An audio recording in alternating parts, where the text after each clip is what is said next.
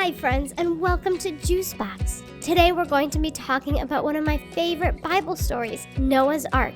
It involves a huge boat and animals, but do you know why God asked Noah to build the ark? Did he have to do it by himself? Let's learn more about Noah and his ark. We could build our own and we can see what it would look like in real life too. Let's go. Juicebox! Before Noah built the ark, there were a lot of bad people in the world. People were hurting each other and being mean to each other. They had sinned a lot and were living in ways that didn't please God. So God made a plan to save his people. There was one righteous man, Noah, who was God's friend. God spoke to him and asked Noah to build a very large boat called an ark. Noah, build me a boat big enough to hold 2 pairs of all the animals on earth.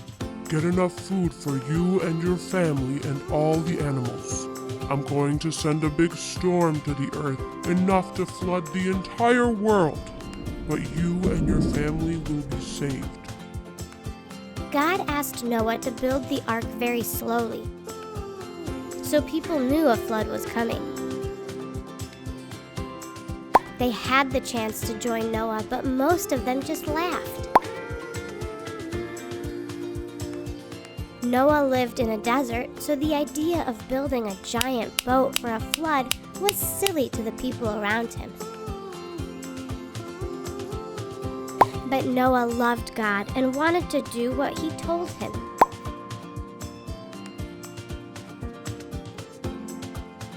So even though people told him he was silly, he followed God's command. Finally, the ark was finished. It probably looked something like this in real life. God told Noah and his family, along with all the animals, to go into the ark. So they did.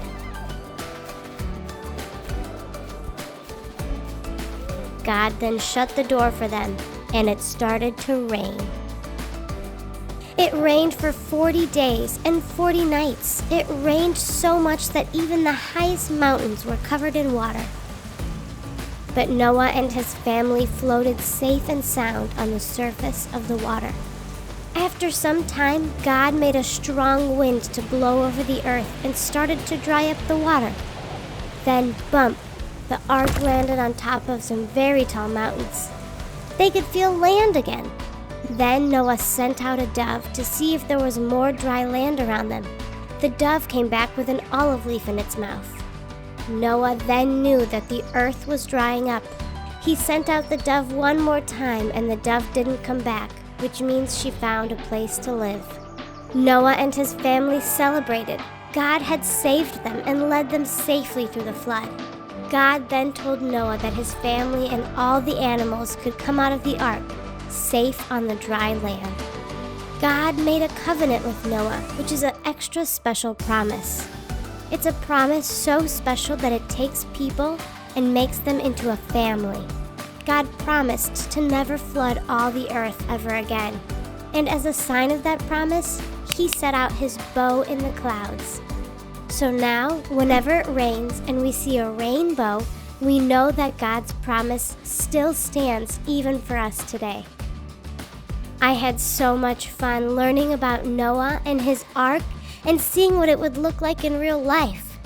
I'm so happy to be part of God's family with you. See you next time. Bye. Juicebox.